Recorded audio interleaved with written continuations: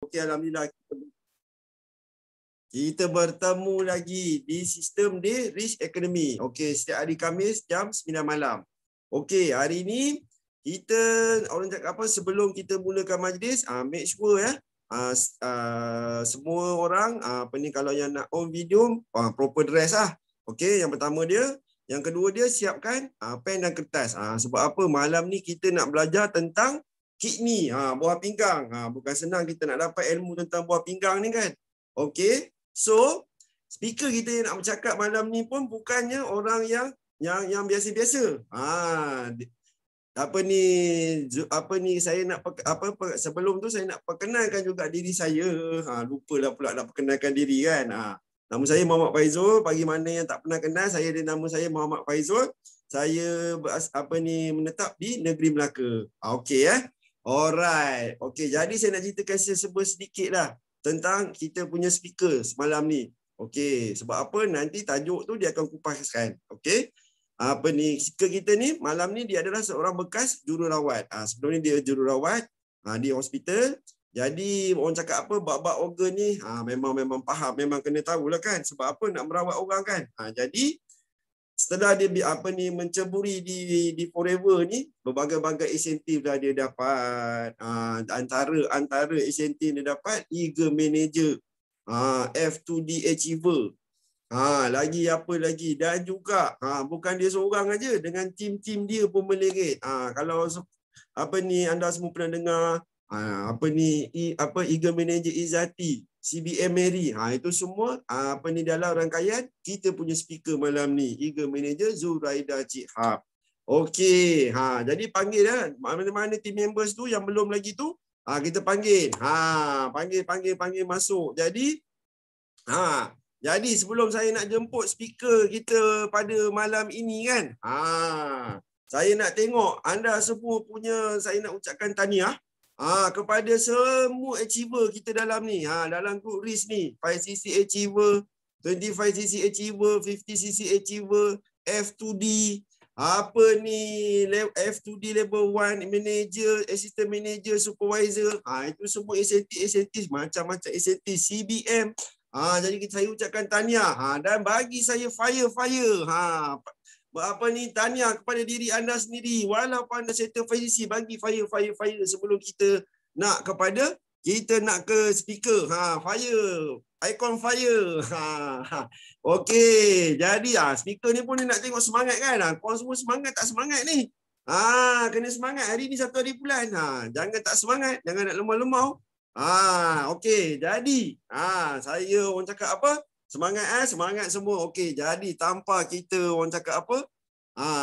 Berlengahkan masa lagi, kita jemput speaker hebat kita pada malam ini, iaitu Eagle Manager Zuraida Cik Hab. Dipersilakan Kak Zu. Okey, Assalamualaikum semua. Selamat pagi. Okey, Masya Allah. Alhamdulillah. Sebelum saya mulakan saya punya sharing pada malam ni, kita bacakan doa untuk diri sendiri supaya senang masuk ilmu dan saya pun senang nak bercakap. Bismillahirrahmanirrahim. Rabbi shrah li sadri wa yassir li amri wahlul 'uqdatam min lisani yafqahu qawli. Amin. Okey, so alhamdulillah pagi semua, Masya Allah. Nampak tak tiap daripada Manager Faizul. Alhamdulillah, terima kasih ya. Kita doakan CBM tahun ni, okey? Amin. Okey, so alhamdulillah daripada tajuk yang you all semua tengok poster kan? Kidney disease. Walaupun nama dia dalam bahasa orang putih, bahasa Melayu dia kegagalan buah pinggang. So hari ni kita nak mengenali lah satu organ yang dalam diri kita tu, buah pinggang namanya. Okay. Okay, so Kak Zul akan share slide. Okay, nanti kalau nampak you all komen satu. Okay. Okay, nampak tak slide? Boleh komen satu? Okay, thank you so much. Abang Zahari, Abang Kebakaran kita memang sentiasa laju. Okey, alhamdulillah. So hari ini kita punya Rich Academy System Day. So kepada yang hadir pada malam ni, alhamdulillah malam setiap hari Khamis kita akan dapat ilmu daripada leader-leader yang ada dekat Rish Academy kita, termasuklah kita punya mentor iaitu JLT Yusri Rida Osman. So malam ni giliran saya, giliran Kak Zul. Kak Zul akan sampaikan tentang kidney injury.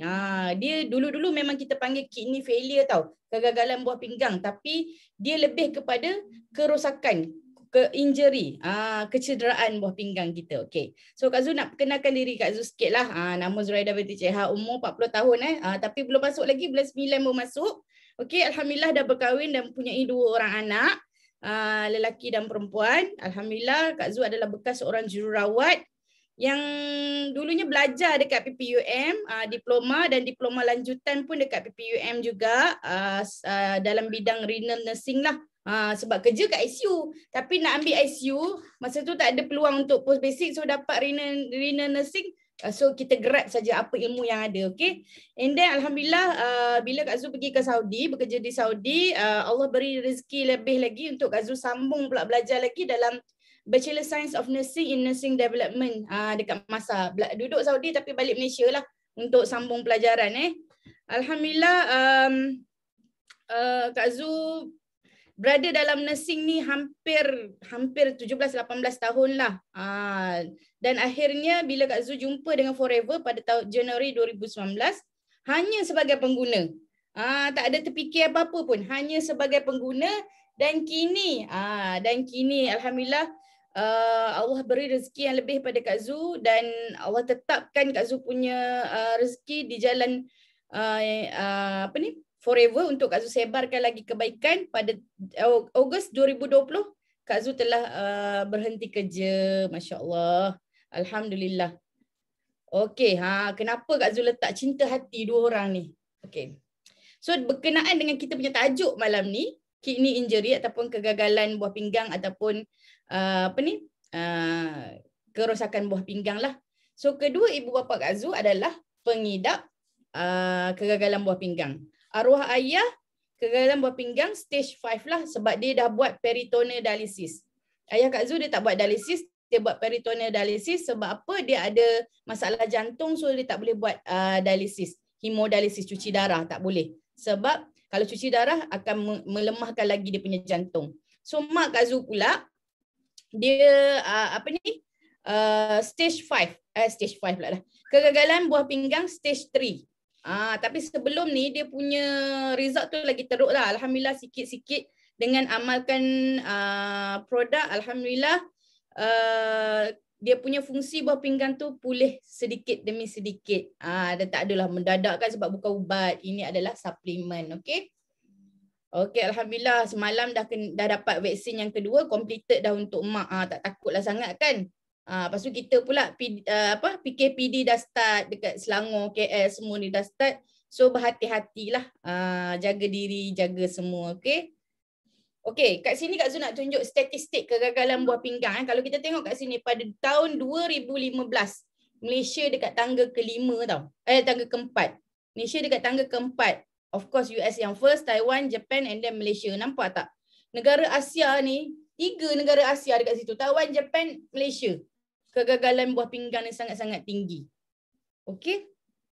Dan kat sini pula, ini tahun 2020 punya jurnal, dia ada cakap dalam study ni, yang ni dia buat dekat Malaysia tau. Dia buat dekat Malaysia pada tahun 2018, dia punya peningkatan pesakit kegagalan buah pinggang meningkat tinggi. Nak dibandingkan pada tahun 2011 sebanyak 9.07, tapi 2018 dia naik 15.48%. Sangat-sangat tinggi. Ini yang kita takut sebenarnya. So kita nak kena tahu juga macam mana boleh jadi kegagalan buah pinggang ni. Apa yang menyebabkan kegagalan buah pinggang ni? So kita kena tahu benda ni tau. Okey. Memang takutlah sebab Malaysia memang dah meningkat tinggi perginya. Kita tak tahu pun sebelum ni. Okey. So Malaysia second fastest rising kidney failure globally. Nampak tak? Worldwide-nya 14 Januari 2020 Malaysia adalah tempat kedua peningkatan dia dalam dunia. Yang pertama Thailand lah. Okey. Okey, so kita belajar sikit lah. Kak Zul belajar sikit pasal anatomi buah pinggang. Anatomi tu maksudnya bentuk lah, bentuk buah pinggang tu, dia punya kat mana kedudukan dia. Okey, kalau kita tengok kat sini, buah pinggang ni datang dalam bentuk berpasangan. So semua kena rasa dia ada 2 buah pinggang. Okey, dia kena ada 2 buah pinggang. Macam organ lain, macam jantung dia 1 je tapi buah pinggang ada 2. Buah pinggang ada 2, masya-Allah Tuhan bagi kita 2. And then buah pinggang ni dia punya saiz dia 5 inci ataupun 12 cm. Oh besar jugalah, 12 cm tu panjang juga kan. And then 3 inci atau 8 cm lebar.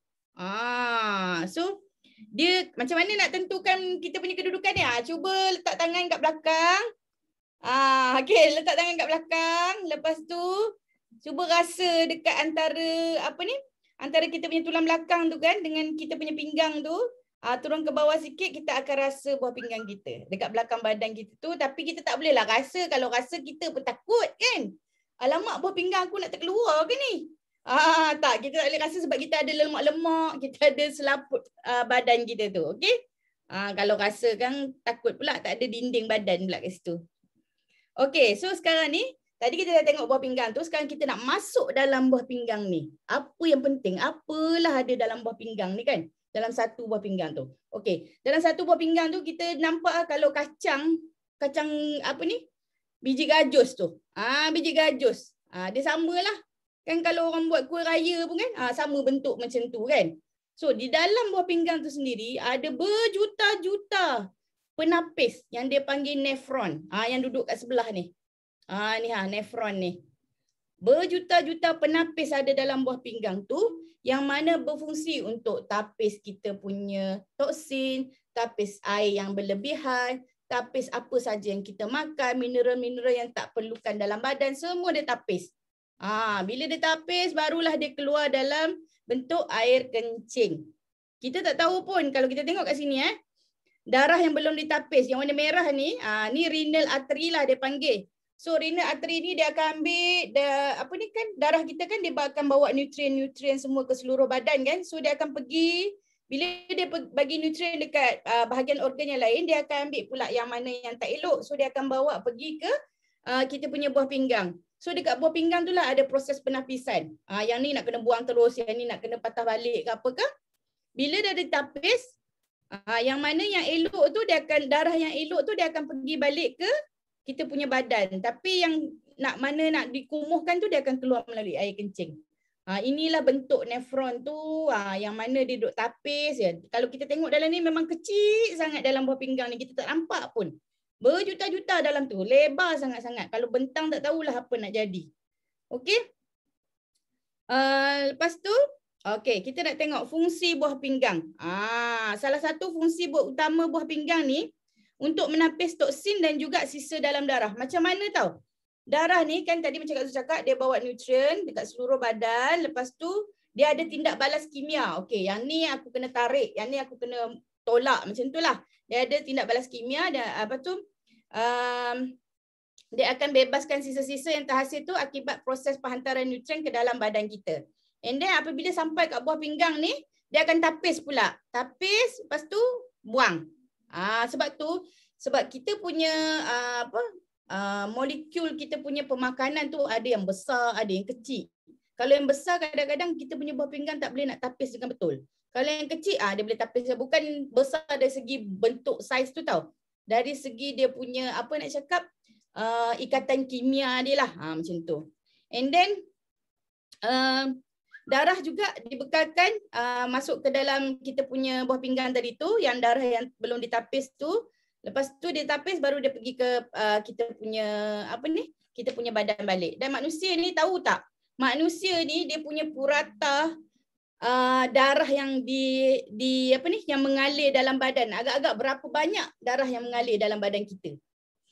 Cuba teka. Agak-agak berapa banyak darah yang mengalir dalam badan kita yang kita perlu tapis yang kita punya buah pinggang ni perlu tapis setiap hari. Berapa kali dia nak kena tapis ni? Kak Zu akan cakap berapa kali dia nak kena tapis. Cuba teka berapa banyak berapa jumlah darah yang ada dalam badan kita yang mengalir setiap hari. Ada tak nak jawab? Cuba jawab tengok berapa banyak darah yang mengalir dalam badan setiap hari. 1 liter. Abang Zahari kecil sangat tu, sikit sangat. Dia punya darah yang mengalir setiap hari dalam badan kita tu adalah sebanyak 1 hingga 1,5 galen darah mengalir dalam badan. Bayangkan buah pinggang kita nak tapis, kena tapis sebanyak 400 kali sehari. 1 hingga 1,5 galen. Lepas tu dia tapis pula 400 kali sehari. Bayangkan, memang tak tidurlah kita punya kidney tu. Walaupun kita tidur, kidney kita tak tidur. Okey? Lepas tu yang tadi, yang nefron tadi tu dia ada lebih 1 juta struktur penapis. Yang kecil-kecil je kita tak nampak. Yang ni memang sangat-sangat penting. Nefron ni yang sangat penting sebab itulah dia ada penyiasatan untuk cek fungsi nefron ni. Okey? Boleh tengok daripada mikroskop je. Tak boleh tengok daripada mata kasar kita. Okey? Lepas tu bahan sisa yang ditapis ni pula dia akan bercampur dengan air tau. Kan kita minum hari-hari kan, dia akan bercampur dengan air, dia jadilah air kencing. Lepas tu kita punya buah pinggang tu dia akan hasilkan air kencing dan kemudian dia mengalir terus ke pundi kencing kita. Teruslah kita pun kencing. Senang ceritalah kan, cerita dia macam tu. Lepas tu kan, lepas tu buah pinggang pula dia memastikan juga isi padu air dan mineral dalam badan berada dalam keadaan seimbang. Mungkin kita terfikirkan, aku ni minum air cukup tak hari ni? Berapa aku nak kena minum air? So sebenarnya kita punya buah pinggang ni dia dah tahu dah. Okey, macam Noliza kena minum berapa liter air sehari. Abang Zahari kena minum berapa liter air sehari. Abang Fazul kena minum berapa liter air sehari. So bila dia tak cukup air, dia akan hantar rangsangan ke otak, tak cukup ni, aku kena minum lagi. Sebab tu kita ada rasa dahaga. Kan kita ada rasa dahaga.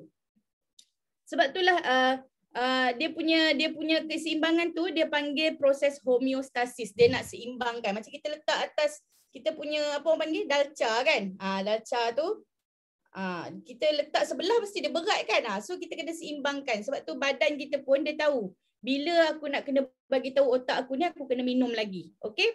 And then buah pinggang ni juga membina hormon dikenali sebagai erythropoietin. Erythropoietin ni penting sangat untuk penghasilan sel darah merah.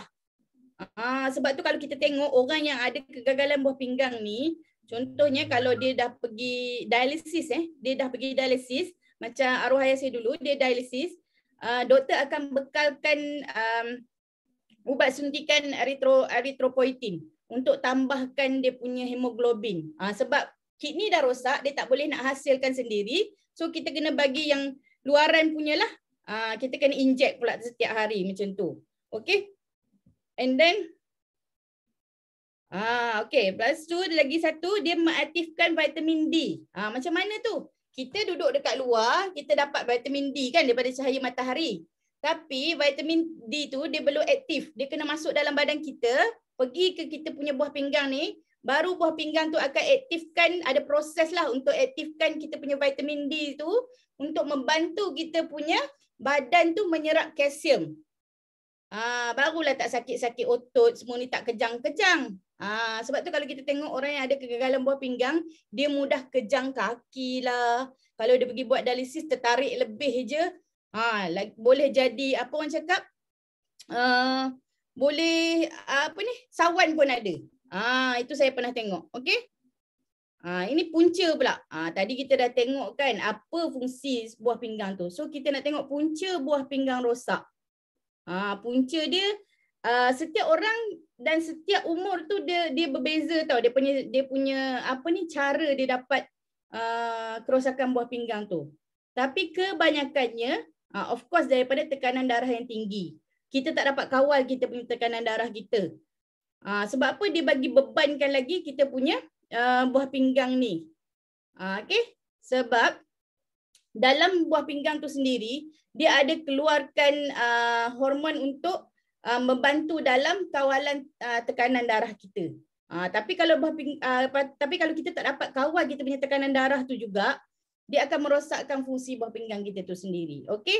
And then diabetes. Kencing manis. Kencing manis sebab apa? Arwah ayah dengan mak memang ada dua-dua ni. Darah tinggi dengan kencing manis. Yang kencing manis ni sebab terlalu banyak gula dalam darah, dia boleh merosakkan penapis di dalam buah pinggang tersebut. Sebab gula dah banyak kan, darah tu akan jadi pekat. Bila darah jadi pekat, dia susah nak tapis lagi. Buah pinggang susah nak tapis. Dah lah penapis dia kecil-kecil je. Lepas tu pekat lagi darah tu, macam mana dia nak tapis? Betul tak? Setuju tak dengan Kak Zu?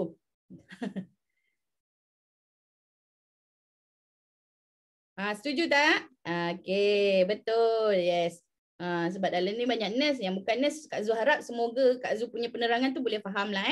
Lagi satu, kolesterol tinggi.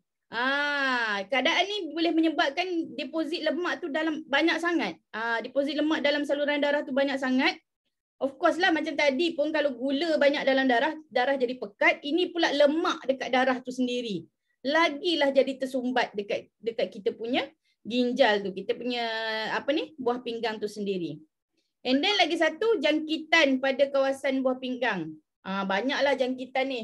Nephritis lah, banyak nama dia pun, glomerulonephritis, polycystic kidney disease, banyak sangat. Lepas tu ada yang penyakit-penyakit keturunan yang ada cyst dekat dalam dia ke dalam buah pinggang tu sendiri.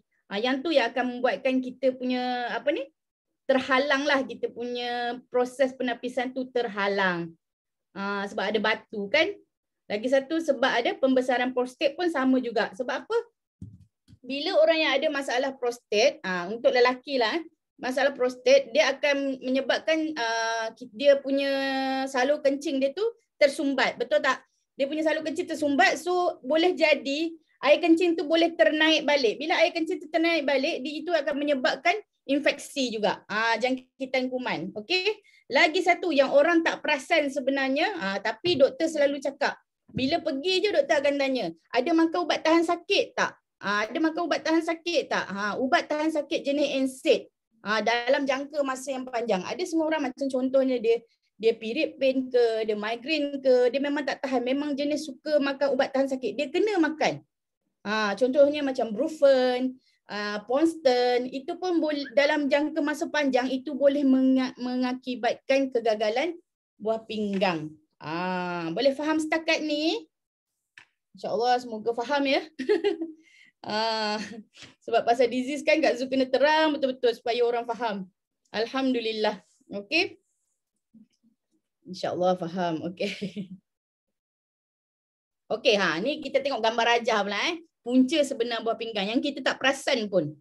Berhenti ambil ubat kencing manis atau insulin sesuka hati. Pernah tak dengar orang cakap macam tu? Dia berhenti. Dia rasa macam dia sihat dah, tapi tu dia berhenti. Dia tak nak ambil kan. Pergi check balik dekat klinik, bila check darah, alamak, dia punya result dia tinggi lah pula. Cek ada kegagalan buah pinggang tahap berapa macam tu doktor cakap. Tak ambil ubat darah tinggi. Of course lah, sebab kita naikkan tekanan darah, kita akan bagi beban lagi dekat buah pinggang kita tu. Makan macam-macam. Kita orang Malaysia kan, memang makan macam-macam. Betul tak? Siapa setuju dengan Kak Zu? Kak Zu pun jenis makan macam-macam juga. Tapi kita kenalah jaga pemakanan kita. Dulu Kak Zu pun bedal je. Bedal je apa saja yang datang. Janji sedap di mulut kan. Sedap di mulut, teruklah di perut. Macam tu. Okey, merokok. Merokok pun boleh menyebabkan kegagalan buah pinggang. Sebab apa? Dia punya kandungan tar dalam rokok tu sendiri. So siapa-siapa yang merokok, Kak Zu susah kalau nak cakap berhenti rokok. Tak boleh. Kurangkan merokok terlebih dahulu. Seterusnya, berhentilah dengan senang hati. Dia kena macam tu. Barulah respect sikit orang merokok kan. Nampak tak? And then ambil vitamin C tak terkawal. Ini lagi bahaya. Walaupun sekarang ni, memang kita nak jual vitamin C. Tapi kena tahu vitamin C dos yang sesuai. Bukan suka-suka hati je ambil dos yang tinggi-tinggi. Dos yang tinggi-tinggi mungkin orang yang sakit yang doktor prescribekan untuk ambil tinggi, yes, tak ada masalah. Tapi kita yang sihat walafiat, alhamdulillah, of course kita kena ambil dos yang bersesuaian. Tak perlulah ambil yang tinggi-tinggi. Okey? Malas nak bersenam. Ini memang kena kepala sendiri. Malas nak bersenam kan? Memang kena ketuk sendiri ni malas nak bersenam. Okey.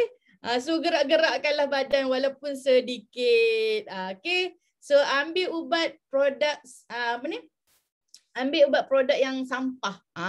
Ini yang orang selalu pertikaikan. Orang kata, saya tak naklah makan suplemen sebab suplemen yang menyebabkan kegagalan buah pinggang. Tapi jangan salah anggap, suplemen tu hanya makanan tambahan.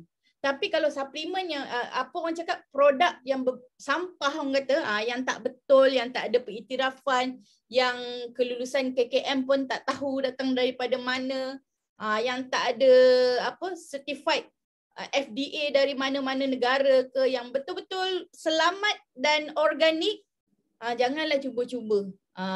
Janganlah cuba-cuba, boleh menyebabkan kegagalan buah pinggang. Dah banyak dah Kak Zu pun pernah ada experience, sebab sebelum ni Kak Zu belajar kan, belajar selama setahun dalam renal ni. So bila belajar kita banyak interview lah, kita tak kerja kan. Kita tolong-tolong gitu je. Kita banyak interview pesakit. Ada yang umur 24 tahun kesan daripada makan ubat kurus. Ada yang banyaklah kes yang sebabkan makan ubat tahan sakit terlalu banyak sangat. So itu memang bahaya. Minum minuman beralkohol. Ini pun salah satu juga. So kena hati-hati ya. Okey. Okey, tanda-tanda awal mengalami masalah buah pinggang. Jom kita tengok apa tanda-tanda awal dia tu. Kok lah ada orang kita ke orang-orang sekeliling kita ke kan.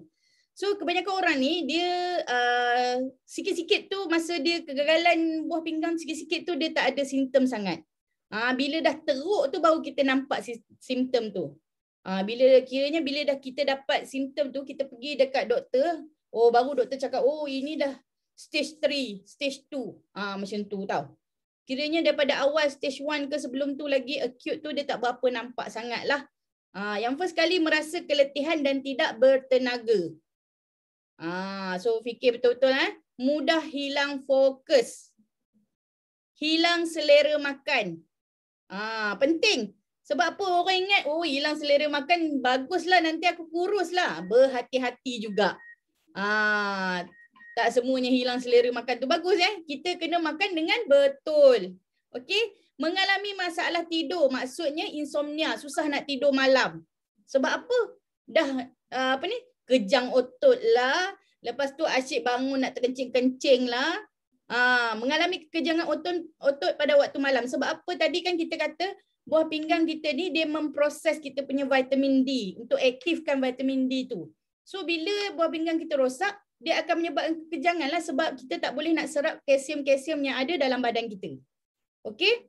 And then mengalami bengkak pada kaki dan sendi. Ini lagi teruk lah. Sebab apa? Dia tak boleh nak, kan buah pinggang kita tadi tu, dia akan seimbangkan cecair dalam badan kita kan. So bila dia rosak, dia akan menyebabkan cecair tu lebih banyak terkandung dalam badan kita. Dia tak buang habis. Sebab itulah berlakunya bengkak kaki dan sendi-sendi kita. Macam mana nak check dia? Cuba kita ambil ibu jari kita ni, contohnya kita tekan dekat kita punya betis kan, kita punya betis kaki tu, dekat bahagian atas ni kata kaki kita. So kita tekan dia. Okey, tekan berapa minit tu, and then kita lepas. Kalau kita rasa dia punya lekuk tu lambat nak naik, itulah tandanya cecair berkumpul.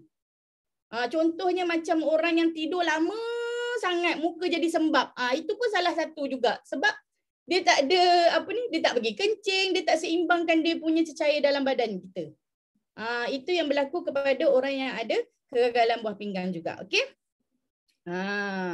Apa lagi? Mengalami bengkak di sekeliling mata, terutamanya pada waktu pagi sebab malam dah tidur kan. So bengkak mata ni. Nanti orang kata, Kak Zu, saya pun jenis macam tu, bangun pagi bengkak. Sebab apa? Buah pinggang kita mungkin fungsi dia dah merosot sikit. Okay? And then mempunyai kulit yang kering dan gatal. Ini sebab apa tahu? Sebab toksin tak dapat ditapis dengan elok dekat buah pinggang kita ni. Sebab itulah berlakunya kulit kering dan gatal. Kita ingatkan alergik ke apa, tapi sebenarnya toksin tu tak dibuang habis. Okay? Membuang air kecil yang kerap terutama pada waktu malam. Ini yes, memang betul. Kak Zu boleh tengok arwah ayah dengan mak sendiri memang macam ni. Bangun malam. Tapi sikit-sikit je ada kencingnya. And then penurunan berat badan, of course sebab hilang selera makan tadi. Sesak nafas tu because sebab cecair dalam badan tu dah tak boleh keluar. Dia tadi kan kita dah pergi ke kaki-kaki, sendi semua kan. Dan paling teruk sekali dia akan kembali kepada paru-paru kita. Dia memang bila dah gagal buah pinggang ni, dia akan merangkumi semua organ. Dia pergi paru-paru, jantung balik. So dia macam fluid, air tu dia terbalik-balik. Dia pulang balik ke organ-organ yang lain yang dia orang tolak pergi ke buah pinggang tadi tu. Itu yang masalah akan jadi sesak nafas. Because lagi satu, nutrien-nutrien sepatutnya kan kita punya darah ni dapat oksigen dengan nutrien yang elok. Tapi bila dia ada masalah, toksin ada dalam kita punya saluran darah tu, so nutrien tu tak dapat dikembalikan, itu juga menyebabkan kita punya sel-sel pun tak boleh hidup dengan baik. Okay? And then darah dalam air kencing. Ini memang dah teruk lah. Darah dalam air kencing. Dan disfungsi erektil dalam kalangan lelaki. Bahaya bahaya. Okay? And then kita pergi next. Okay, yang ni yang kita nak tengok. Stage of CKD. Kita kena tahu kita punya peringkat-peringkat kegagalan buah pinggang ni. Sebab penyakit buah pinggang ni dia banyak jenis tau. Tapi yang paling kita takut adalah CKD yang paling takut sebenarnya. Tapi kena tahu punca lah. Punca tadi kena ingat balik daripada tekanan darah yang tidak dikawal, daripada gula yang tidak dikawal, pemakanan yang tidak seimbang, air yang tidak mencukupi, dan juga kita punya pengambilan ubat-ubat yang tak terkawal dan yang ubat sampah lah orang panggil. Senang kan? Okey. So kalau kita tengok kat sini, kegagalan buah pinggang ni dia ada 5 peringkat, 5 stage lah. So stage yang pertama, kira ni agak kita punya fungsi ginjal kita normal. Okey. Dia punya penyiasatan dia akan ambil renal function test ataupun ujian fungsi buah pinggang lah. Ujian fungsi ginjal macam tu. Dalam bahasa Melayu je. So dekat dalam test darah tu dan juga dia ada test untuk air kencing juga. Dalam test darah ni dia akan tunjukkan GFR dia mestilah 90 ke atas. Itu menunjukkan yang fungsi buah pinggang kita tu normal. Tapi kalau peringkat kedua, GFR dia, bacaan GFR 60 ke 89. Ini menunjukkan mengurangkan fungsi buah pinggang dan penemuan lain. Mungkin ada masalah-masalah lain juga yang dia dapati. Okay. And then stage 3 dia terbahagi kepada 2. Dia terbahagi kepada 2 iaitu 3A, bacaan dia 45 hingga 59 dan 3B 30 hingga 44. Yang mana fungsi buah pinggang ni adalah sederhana. Alhamdulillah Mak Kak Zu asalnya daripada merosot dia naik kepada sederhana. Alhamdulillah. Okay. And then stage 4, 15 hingga 29, fungsi buah pinggang merosot dengan banyak sekali. Ini yang kita takut. Bila dah pergi 15 ni kan, memang kita takut lah. And then stage yang kelima, kurang daripada 15. Fungsi minima atau kegagalan buah pinggang dia pada peringkat akhir dah. Ini kebanyakannya orang dah buat dialisis. Even though kadang-kadang masa peringkat 4 tu orang dah buat dialisis. Doktor dah sarankan untuk buat dialisis juga. Dulu masa mak dekat 3B, dekat peringkat 4 tu, doktor dah cakap, makcik standby lah. Nak buat salur ni nanti kita nak kena cuci buah pinggang. So masa tu masa bulan 3 2019. Okey, alhamdulillah sampai sekarang Allah izinkan kesihatan dia tu bertambah baik dengan asbab menggunakan produk. Alhamdulillah tak perlu buat dialisis lah. Awak tapak tu makna dalam bahasa dialisis kita panggil tapak tau. Untuk yang orang buat dialisis tu, salur untuk orang buat dialisis tu. Yang tu kita panggil tapak lah sebenarnya. Okey. Yang GFR tadi maksud dia glomerular filtration rate, sebab kita nak tahu kadar penapisan buah pinggang tu. Buah pinggang kita tu boleh tapis elok ke tidak, berapa persen dia boleh tapis, itu yang penting sebenarnya. So lagi tinggi bacaan dia maknanya semakin baik lah. Kalau lagi turun maknanya semakin merosot. Okey. Okey, sekarang kita nak tengok sasaran untuk kita nak pengurusan penyakit buah pinggang ni. Kita nak kena tahu juga apa bacaan yang normal, bacaan yang macam mana yang sesuai untuk kita dapati bahawa dia punya fungsi buah pinggang dia tu semakin baik ataupun di tahap yang tak berbahaya lagi. Okey, so apa yang kita nak tengok daripada darah, penyiasatan darah dan juga kencing, kita akan tengok bacaan kreatinin. Siapa yang buat blood test tu, kalau ada result dia boleh tengok kreatinin dia berapa. Mestilah kurang daripada 115. 115 And then urea dia pula kurang daripada 6.5. eGFR of course kena lebih 90 tadi. Lepas tu kalau buat kencing, urine protein dia hendaklah negatif. Kadang-kadang kalau orang pregnant pun kan kena buat urine test juga kan. Nak tengok protein dia tu. Okay. And then hemoglobin. Bacaan hemoglobin ni penting juga sebab apa tadi buah pinggang ni dia berfungsi untuk hasilkan sel darah merah kan. Dia hasilkan hormon untuk menghasilkan sel darah merah. So buah pinggang ni sangat penting dan kita kena check juga dia punya hemoglobin. Untuk lelaki lebih daripada 13 bacaan hemoglobin dia dan untuk wanita lebih daripada 12. Okey? Barulah kita tahu fungsi buah pinggang kita tu baik. Berada dalam keadaan baik. Okey. So langkah-langkah pencegahan. Apa yang kita nak gunakan untuk mencegah kita punya risiko kegagalan buah pinggang ni. Okey, yang first kali mengawal gula di dalam darah jika anda menghidap diabetes.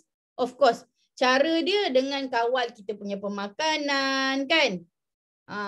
Kita ambil ubat, kalau ada insulin mesti kena inject, kalau bacaan dia tu memang tinggi so kita kena inject. Kena buat pengambilan ubat dengan secara terkawal dan betul. Kalau untuk orang tua yang tak faham, anak-anak ambillah bahagian untuk menjaga. Okey.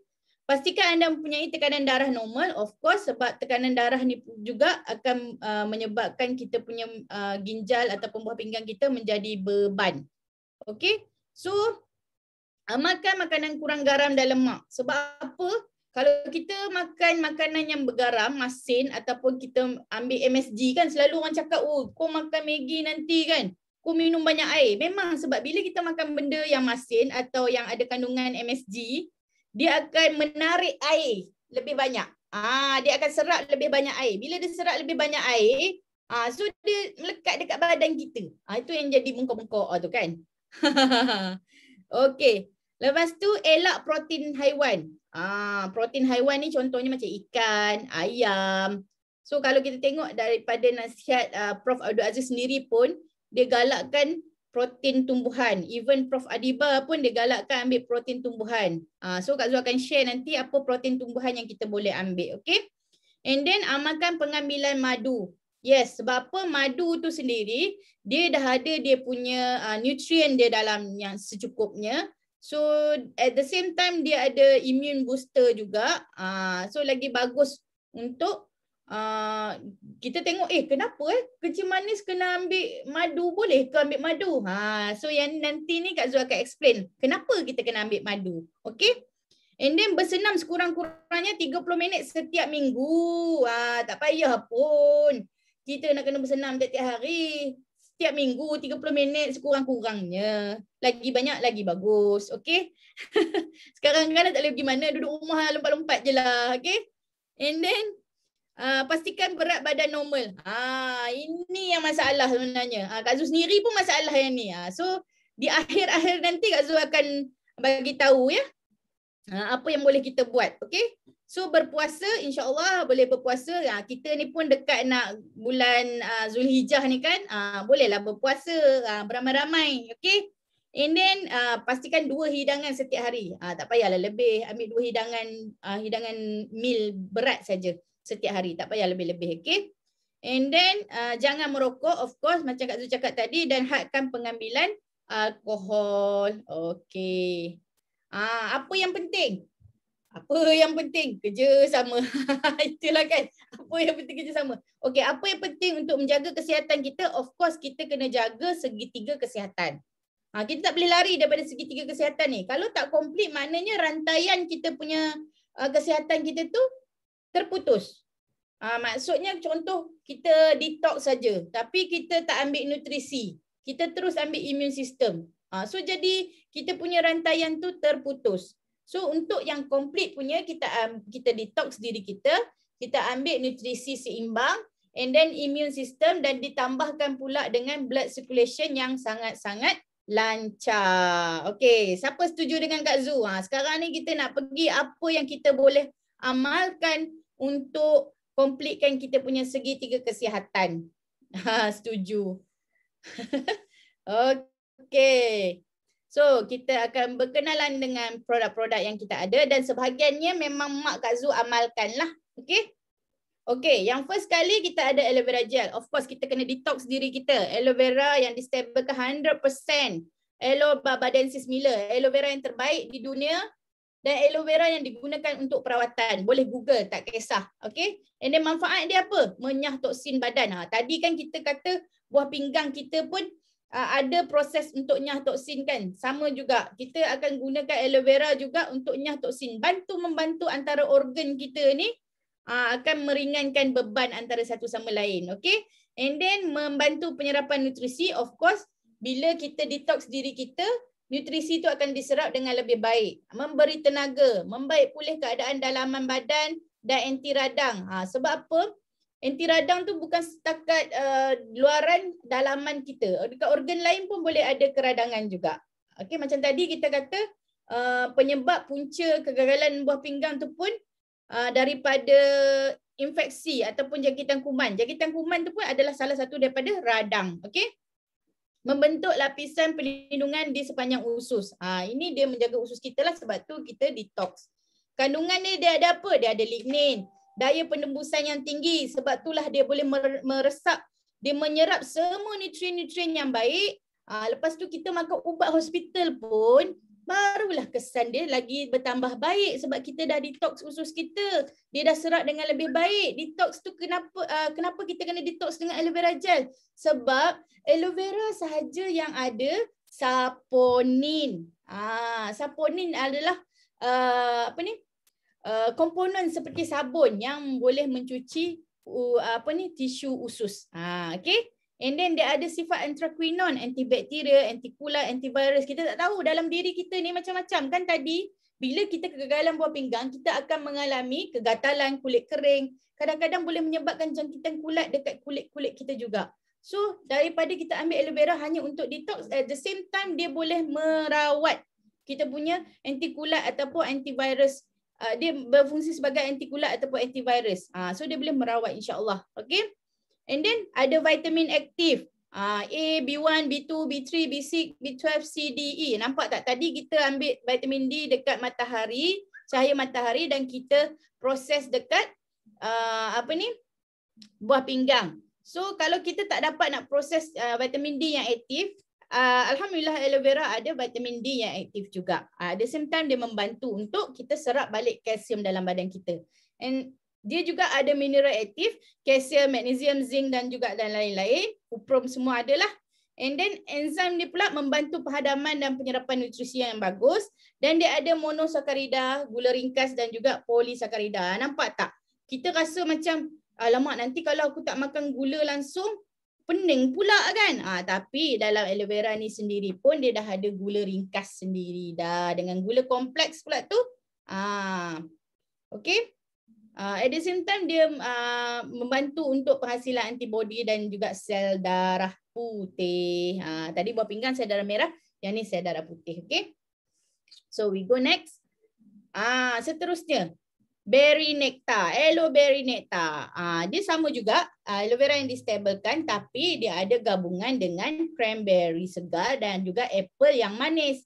Ni bukan apple yang kita beli kecil-kecil Malaysia tak. Ni macam apple Australia, besar-besar, makan gigit manis. Sebab itulah rasa dia manis. Bukan sebab manis tambahan gula ke apa, tapi buah tu sendiri yang segar dan yang fresh memang manis buah apple tu. Kita pun tahu kalau buah apple yang Australia yang besar tu kan manis kan.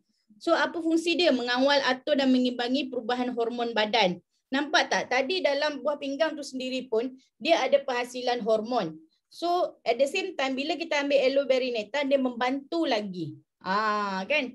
Mengawal atur pengeluaran hormon thyroid. Yes, mengurang kesakitan migraine. Of course kadang-kadang bila kita migrain kan, keseimbangan hormon kita tu sendiri yang tak bagus, itu yang menyebabkan ada masalah migrain lah. Lepas tu sebab dia ada aloe vera juga, so dia banyak toksin badan dan juga kulit, membantu mengekalkan saluran kencing. Dan sistem saluran kencing yang sihat. So nampak tak? Dia punya apple tu sendiri, Kak Zu Kak Zu hanya ambil screenshot, tapi Kak Zu lupa nak letak statement, bukan statement lah, dia macam artikel tentang apple yang membantu untuk kita punya fungsi saluran kencing kita ni. Membantu untuk fungsi saluran kencing kita. And then mengekalkan kolagen dan melindungi badan dari radikal bebas. Okay. Khasiat ni of course dia kaya dengan vitamin A dan C daripada cranberry itu sendiri. Kaya dengan proantocyanidin untuk menghalang bakteria. Yang melekat, bakteria yang melekat dekat saluran kencing kita. Lepas tu dia mempunyai cemanan yang menggalakkan penghasilan sel darah putih. Lepas tu mempunyai asid alergik yang membantutkan pertumbuhan kanser. Nampak tak? So dia bukan sekadar untuk salur kencing kita, tapi juga salur peranakan. Itu sangat baguslah. Yang ketiga, pomestin lah. Kak Zu tak ambil semua kita punya ni, tapi pomestin ni dia duduk dalam golongan immune system. Sebab apa? Dia adalah minuman yang ada campuran 7 jenis buah yang tinggi ORAX. ORAX ni apa? Oxygen Radical Absorbent Capacity. Dia punya buah-buahan tu yang memang bagus untuk antioksidan. Dia buang radikal-radikal bebas ni. Okay. So dia neutralkan balik radikal bebas dan dilindungi kita punya sel-sel DNA kita. Sebab tu orang ambil pomestin. Kita dia ingat pomestin delima kan, orang memang suka delima dan dia adalah makanan sunnah. Dan di sini dia punya formula tu ada 7 buah dalam tu. Kalau anggur tu bukan buah anggur tapi biji anggur. Kita yang makan setiap hari pun kadang-kadang kita buang biji anggur tu. Tapi forever ambil biji dia tu. Dia punya khasiat biji anggur tu lagi bagus sebenarnya. Untuk jaga badan tak boleh makan buah anggur banyak-banyak tapi biji dia bagus. Okay. And then membantu mengurangkan kesan sampingan kemoterapi dan radioterapi dan membaik pulih sel badan. Of course lah sebab dia dah jaga badan kita daripada radikal bebas tadi. Okey, khasiat delima tu sendiri bantu kawal air dalam badan dan tekanan darah. Nampak tak? Memang elok kalau orang yang ada darah tinggi ke apa ke, dia boleh mengawal kita punya kandungan air tu juga. Okey. Manggis mengawal sel kanser di perut. Dan juga peparu. Ni kita punya paru-paru lah. Buah pear tinggi vitamin E. Kita tahu vitamin E itu untuk apa? Cuba jawab vitamin E itu untuk apa? Ingatkan untuk awet muda je, beres Kak Zul. Okey.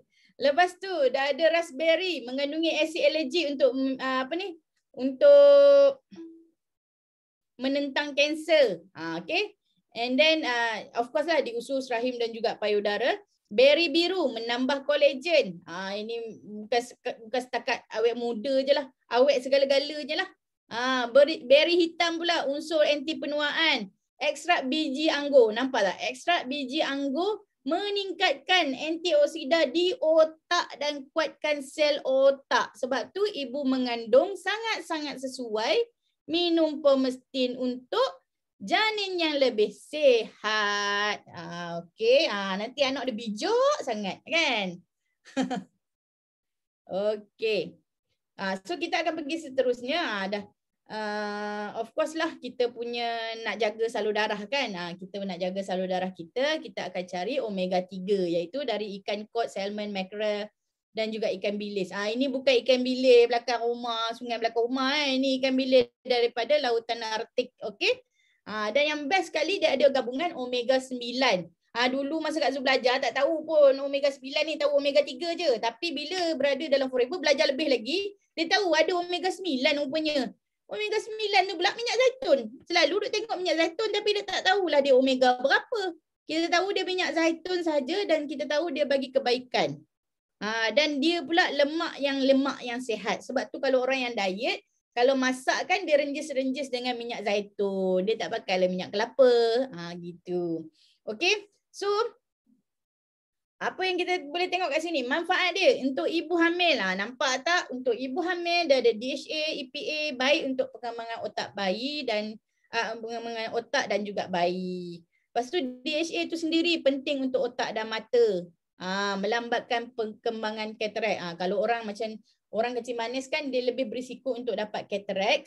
So digalakkan mengamalkan Arctic Sea, insya-Allah. Semoga tak adalah dia progres dia tu semakin teruk lagi, insya-Allah. Okay. And then omega 3 meningkatkan metabolisme lemak dalam badan. Lemak-lemak yang lebih tadi tu kan, nampak tak? Kita tengok tadi kan kalau lemak lebih pun kita punya buah pinggang akan jadi terbeban. So cara dia nak bantu ambil omega 3 untuk singkirkan dengan lebih cepat lagi. Okay. Membantu mengurangkan kesakitan. Alhamdulillah. Mengurangkan, nampak macam tak ada apa-apa kan omega 3 je, tapi dia dapat membantu mengurangkan kesakitan. Mengurangkan penyakit prostat. Nampak tak? Tadi kan kita cakap, Kak Zu cakap tadi, prostat yang besar pun akan menyebabkan jangkitan pada salur kencing kita. Itu yang akan menyebabkan kegagalan buah pinggang juga. So, nak kurangkan risiko penyakit prostat tu, amalkan Arctic Sea untuk circulation darah yang bagus. Okay. And then tulang dan sendi yang bagus juga. Okay. Mengimbangkan kolesterol baik dan menurunkan kolesterol jahat. Ini yang kita nak.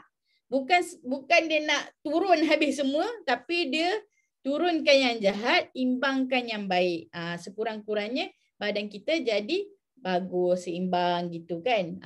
Kita dalam hidup kita ni kena ada keseimbangan. Okay. So elak masalah stroke, jantung, tekanan darah tinggi dan juga uric acid.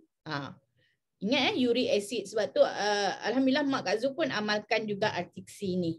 Okay. And then asid lemak perlu membantu penyembuhan kulit. Sebab dalam Arctic Sea kita sendiri pun dia ada vitamin E juga dalam dia. Boleh membantu juga dalam penyembuhan kulit, melembabkan dan menganjakan. Contoh penyakit kulit macam yang paling simple sekali, jerawat.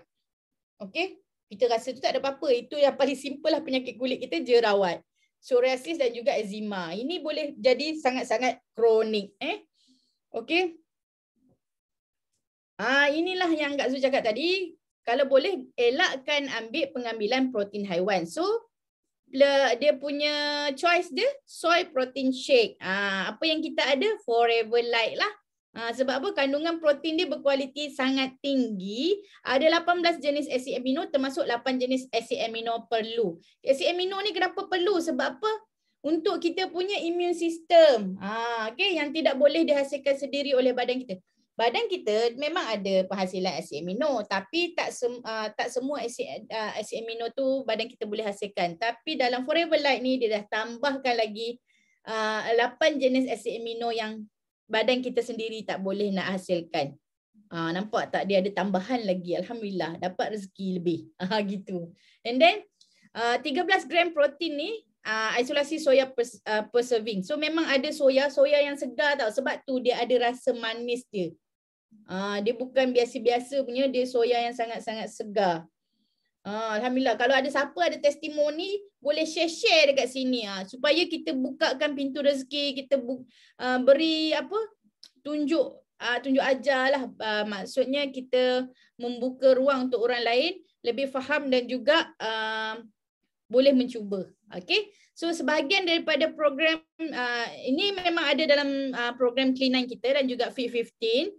Sebab apa? Selain daripada dia boleh mengenyangkan, dia ada tinggi protein. Sebab orang yang nak fit kan dia kena tinggi protein untuk exercise semua tu. Nanti masa dia barulah jadi elok kan. Okay. So elok amalkan Forever Light Ultra. Tak kira lah anak Kak Zu memang sukalah yang ni.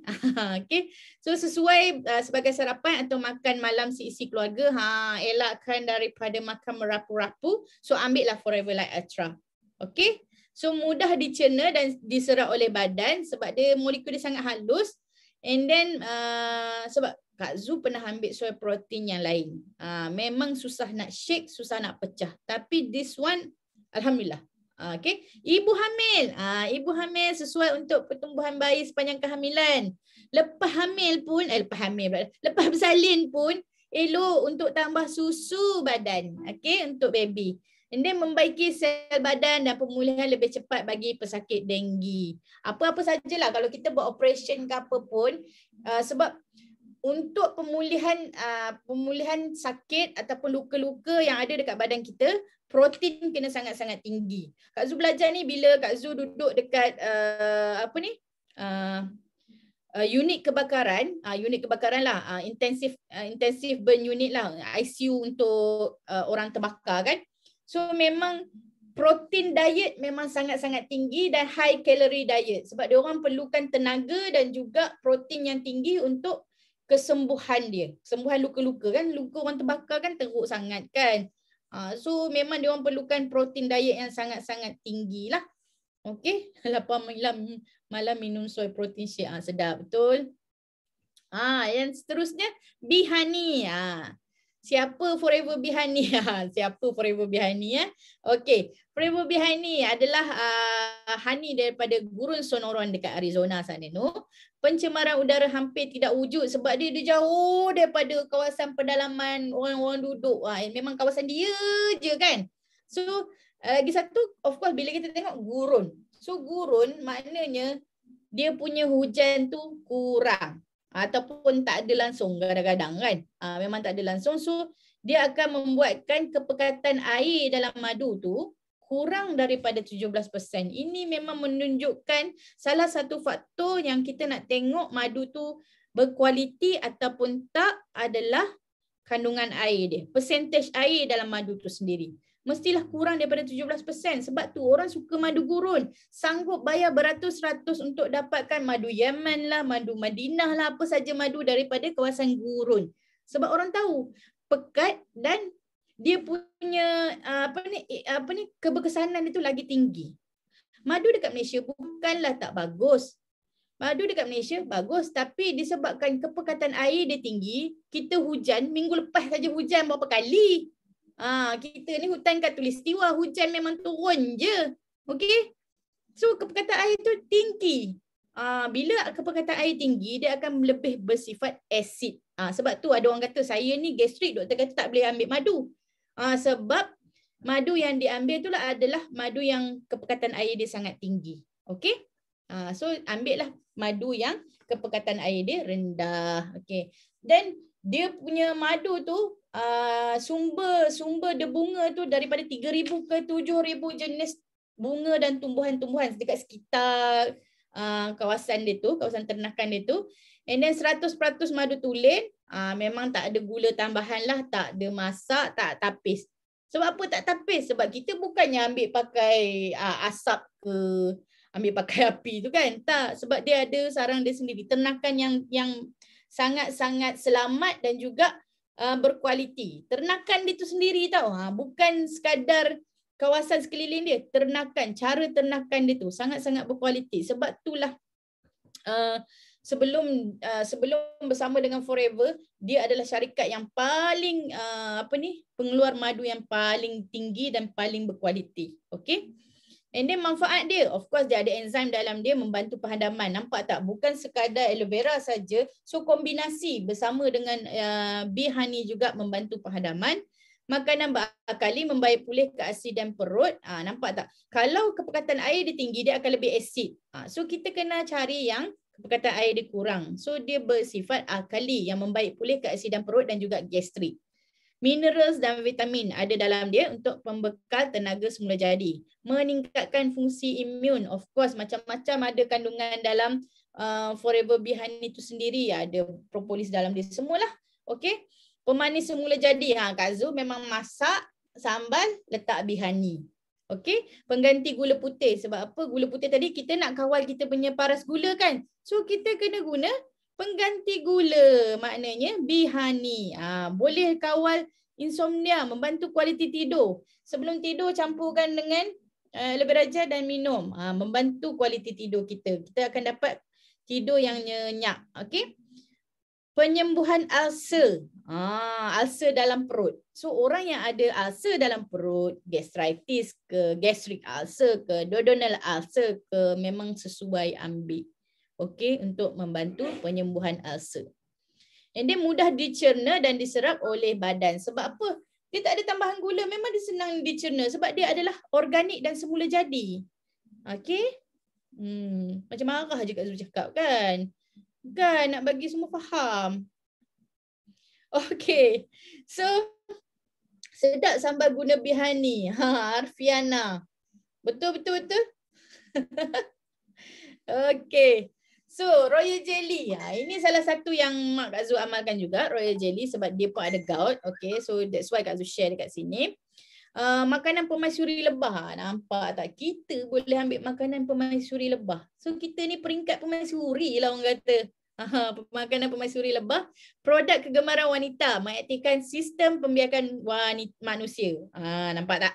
Jangan pula lelaki takut nanti makan jadi wanita pula. Bukan. So dalam manfaat dia tu, dia ada anti penuaan, dia ada asid nukleik dan vitamin B kompleks untuk pertumbuhan sel, menjaga kecantikan kulit.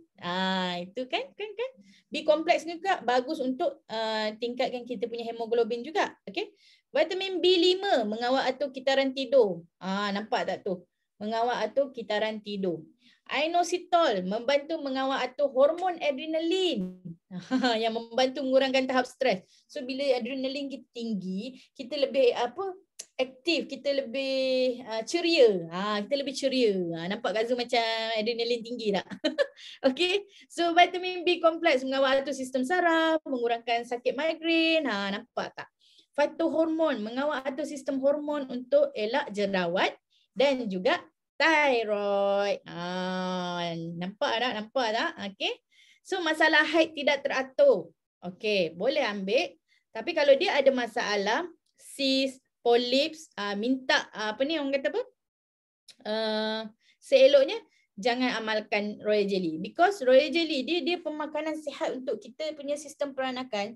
So bila orang yang ada cyst ke, fibroid ke, polyps ke, dia akan bagi makanan dekat polyps semua tu. So dia boleh menyebabkan besar lagi. So kita kena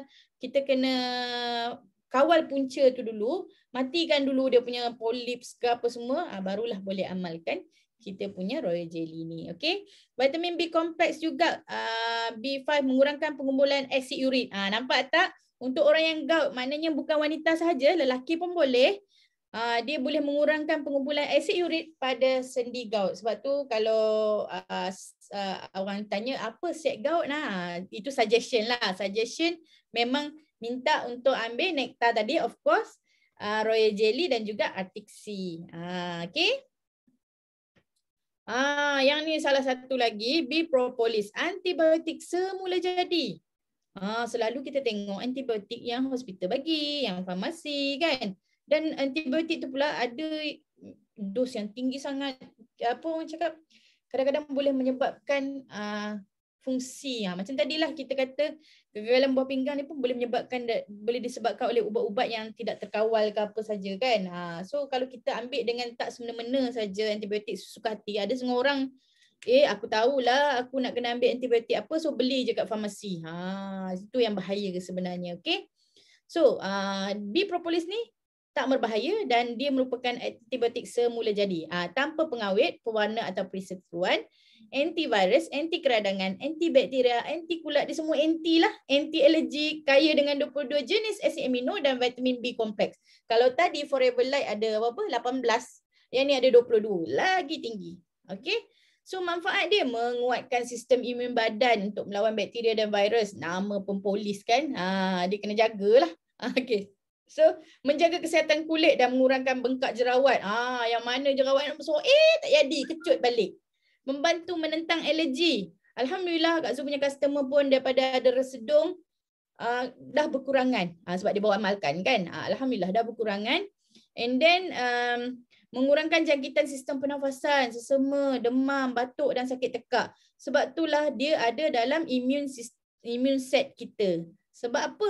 Dia boleh meningkatkan kita punya sistem imun kita tu. Dia boleh melawan semua keradangan-keradangan ni. Okey. Ya, air liu lebah ni ada bee propolis ni daripada air liu lebah. Nampak tak? Sebab tu lebah ni dia terkandung dalam surah di dalam Al-Quran. Sebab apa? Satu-satunya haiwan yang boleh bagi manfaat yang banyak sangat. Bukan kepada haiwan tapi kepada manusia sendiri. Nampak tak? Dia bukan bagi satu tapi dia bagi 4. Okay.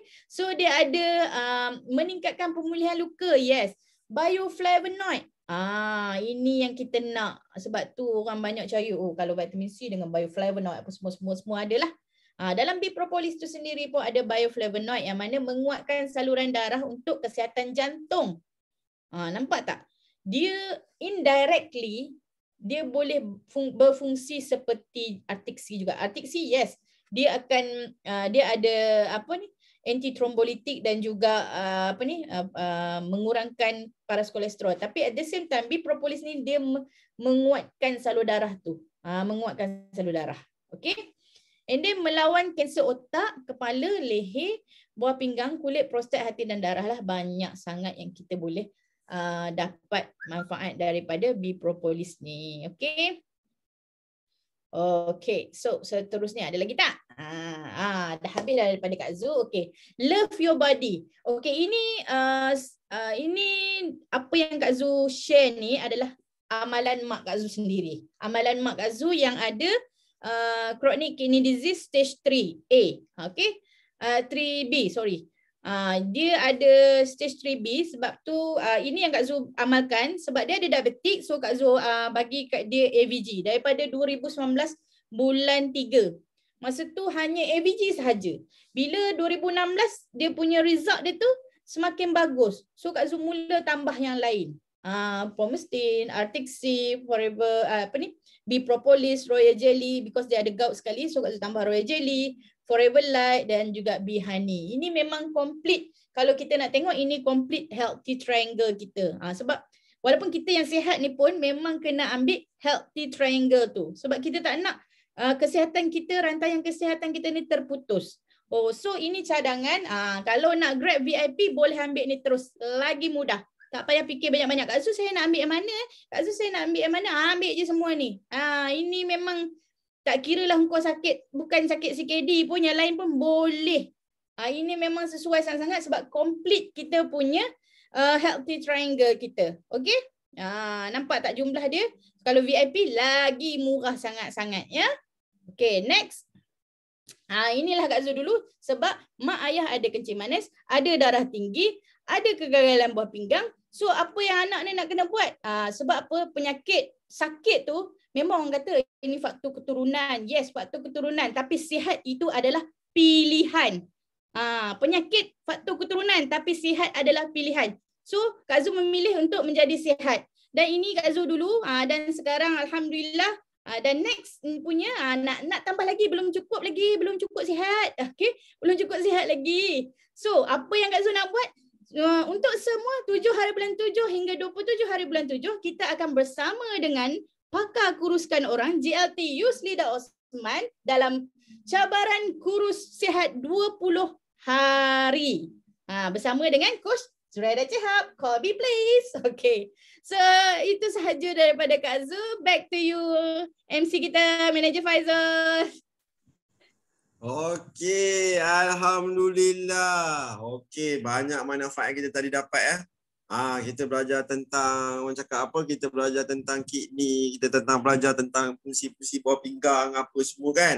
Selama ni kita tak tahu buah pinggang kita ni ada penapis. Bukan IT je kita tapis. Buah pinggang pun ada penapis. Jadi jadi kepada yang mana tadi dapat link ni, saya nak buat iklan jugalah. Yang pertama dia saya nak ingatkan kepada mana-mana lagi yang belum daftar untuk third quarter kickstart. Jangan hegi-hegi lagi, terus cepat-cepat daftar, cepat-cepat bayar komitmen fees RM20. Okey.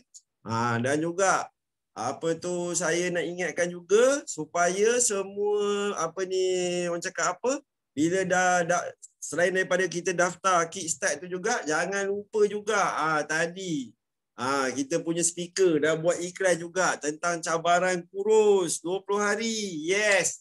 FOC coaching tau. Itu yang mahal tu. Korang tahu tak? FOC coaching kat luar untuk ajar korang jadi kurus ni beribu tak nak bayar. Ini FOC. Tapi kena ada komitmen. Komitmen untuk kurus. So kesimpulannya daripada kelas tadi hari ni, kita tahu ya penjagaan bawah pinggang ni penting. So kita pun nampak kenapa semakin hari semakin ramai orang pergi dialisis. Kita dah nampak tadi kan tanda-tanda dia kan. Ada hilang selera makan lah, apa susah nak tidur lah. Kita ingat kan apa susah nak tidur, ada stres sebab apa? Rupanya bawah pinggang kita tak berfungsi dengan baik. Jadi rajin-rajin nak buat check up. Itu yang pertama. Dan yang keduanya, jangan lupa amalkan suplemen daripada Forever. Sebab apa? Forever dia dah terbukti suplemen yang terbaik di dunia. Tadi pun dah dengar segala-gala info yang ada. So, mana siapa yang dapat link ni tadi, daripada anda punya upline, boleh rujuk balik, nak dapatkan produk tadi kan, ada VIP set apa tadi semua tu, bolehlah bagi bolehlah rujuk balik kepada upline anda. Okey. Jadi, itu saja untuk kelas pada malam ini. Saya ucapkan terima kasih semua kepada yang hadir, 190 orang lebih ni tadi yang hadir. Okey, semoga kita semua mendapat manfaat. Okey, jadi sebelum kita mengakhiri majlis, kita pun seperti biasalah menyanyikan lagu semangat kita dan juga kita nak ambil gambar. Boleh on video. Boleh on video, ambil gambar dulu. Ambil gambar semua, jangan tak ambil. Datang kelas tak ambil gambar, ibarat kata macam tak masuk kelas habis. Jadi sekejap. Siapa ketukar nak mengambil gambarnya tu? Aduh. Kak Zu boleh ambil gambar lah. Saya ambil gambar Faizul. Okey. Terima kasih JT. Kita ambil gambar dulu masing-masing. Okey. Ujian semua. Semua senyap. 1, 2, 3. Lagi satu 1, 2, 3. Okey, terima kasih. Kita dengar lagu lah. Jom nyanyi. Boleh unmute. Unmute semua boleh nyanyi. Semangat.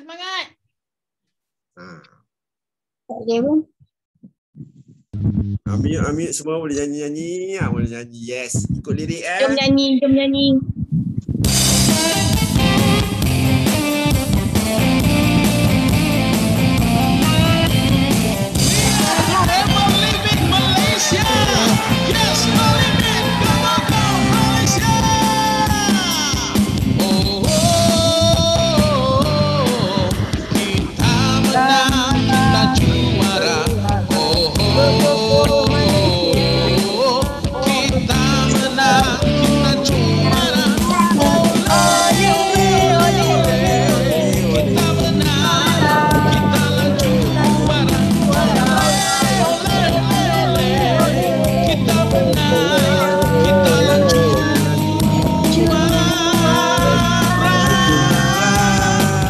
Bye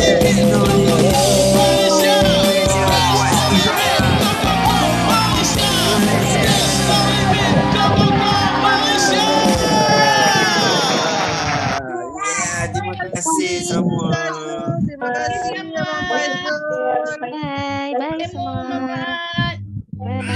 Yang baik dari Allah, yang buruk daripada Kak Zu sendiri.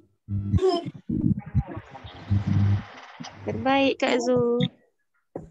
Baik Kak Zu.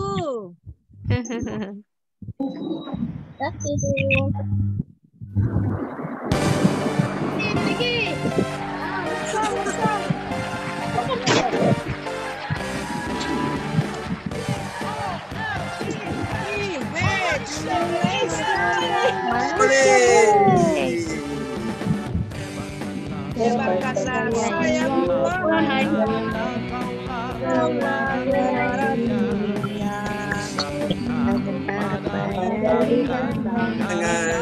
Engkaulah kebanggaan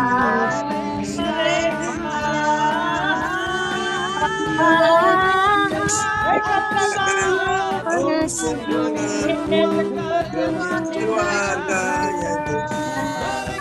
mereka menyatakan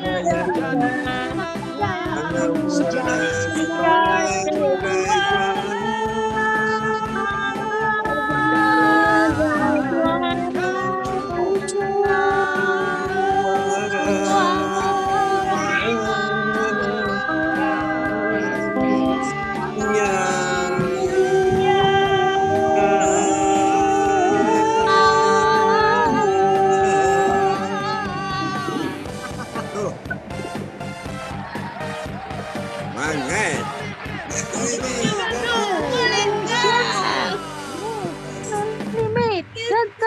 Malaysia. Terima kasih semua. Terima kasih. Sama.